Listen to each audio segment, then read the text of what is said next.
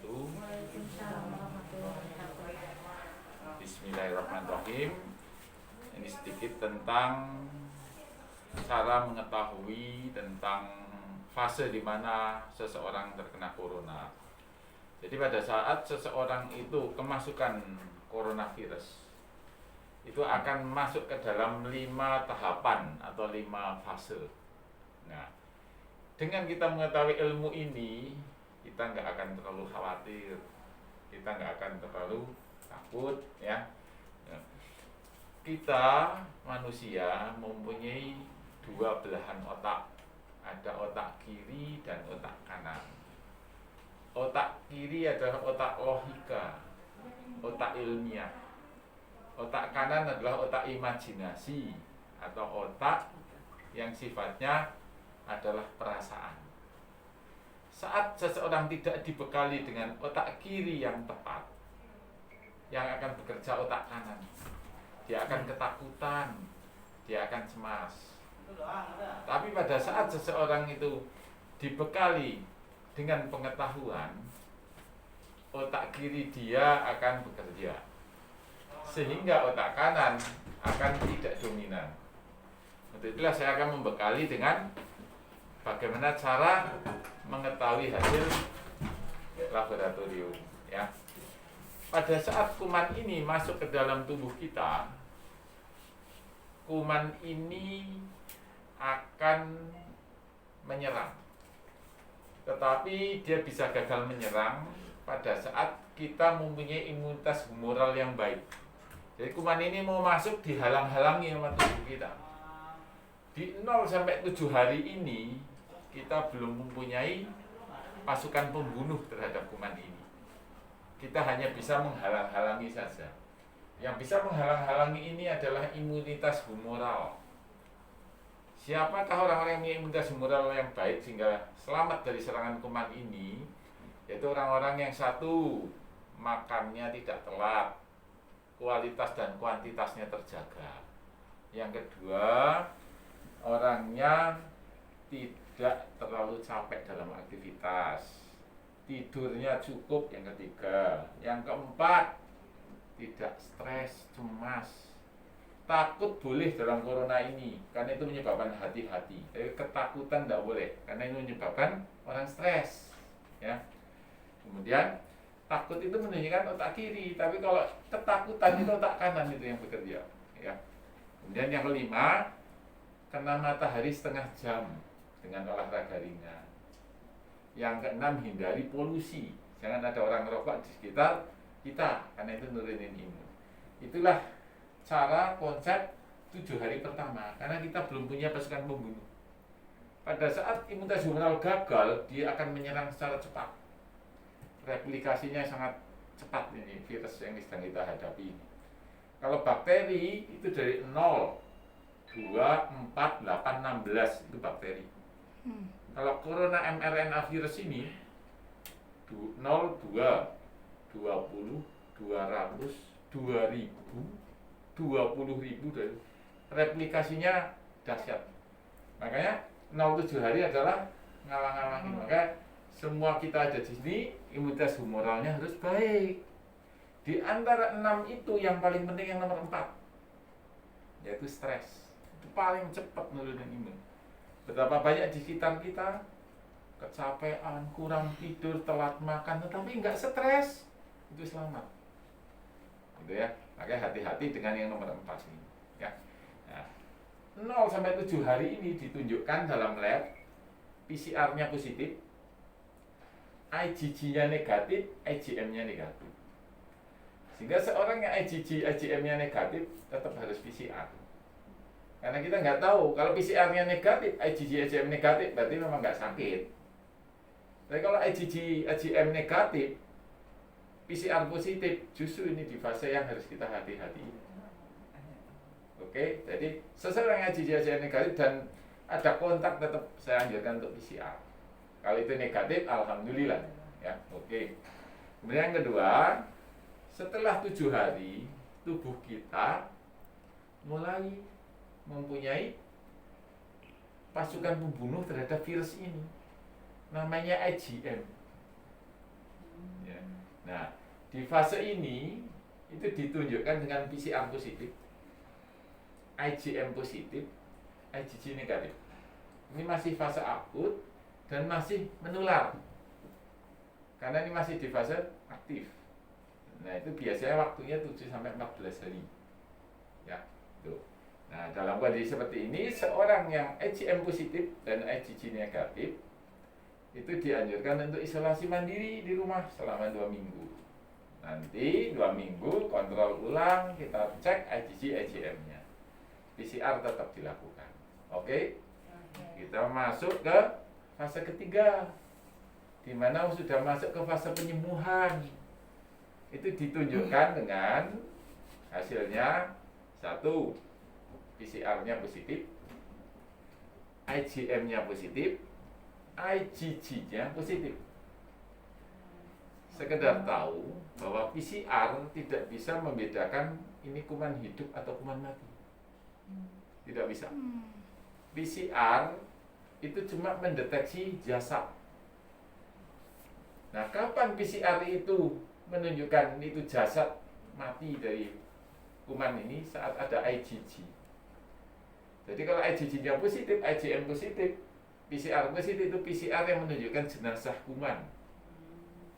Oke? Nah, jadi tapi kalau ada PCR positif, IgG-nya masih negatif, itu berarti kumannya masih hidup. ya, di situ. Ya. Nah, setelah fase penyembuhan akan masuk fase rekonvalesen, jadi fase pemulihan. Kopassusnya udah pulang kampung, pembunuhnya karena udah nggak ada perang, cirinya PCR-nya masih positif, tapi kuman jenazah. IgG-nya positif, IgM-nya sudah negatif.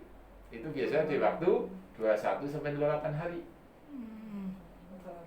Oke ya. Tuh.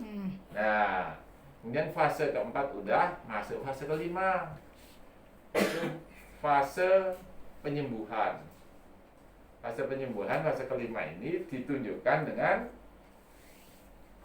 1, PCR sudah negatif. Tubuh sudah berhasil membersihkan jenazah, sudah dibawa pergi. Kemudian yang kedua ditunjukkan dengan IgG positif, IgM negatif. Ini akan menetap seumur hidup kayak gini. Lalu pertanyaannya, apakah seorang yang sudah punya IgG itu nggak mungkin kena? Salah, masih bisa. Namanya reinfeksi. Cuma peristiwa di dalam tubuhnya berbeda. Seseorang yang tidak punya IgG positif, saat kemasukan kuman, IgM-nya butuh waktu 7 hari. Tetapi seseorang yang sudah punya IgG, itu kalau kemasukan kuman, itu cuma butuh waktu 1 kali 24 jam IgM terbentuk. Sehingga tidak terlalu berbahaya buat dia, karena pasukan khususnya sudah langsung ada dalam 1 kali 24 jam. Sehingga kumannya belum sampai berkembang, makanya tidak pernah bahaya lagi seorang yang pernah terinfeksi. Itulah cara Allah memuliakan orang-orang yang ikhlas dalam berjuang. Sesuatu yang sepertinya pahit kita rasakan, padahal itu adalah cara Allah menolong kita. Dengan IgG yang pernah positif, pada saat kondisi yang paling ditakutkan dalam suatu pandemi itu adalah suatu outbreak. Apakah outbreak? Orang sakit massal 500 sakit bareng, sehingga tidak ada isolasi lagi, harus dirawat sama-sama. Kenapa ini kegagalannya tinggi? Karena saat ngobatin satu ketimpa satunya, ngobatin ini ketimpa ini, jadi kegagalan pengobatan. Nah, pada saat-saat tidak ada outbreak, seorang diberi sakit dahulu, itulah cara Allah memuliakan kalian. Dipilih sama Allah, sehingga nanti terjadi fase IgG sudah ada, kemasukan udah nggak apa-apa. Masya Allah ya.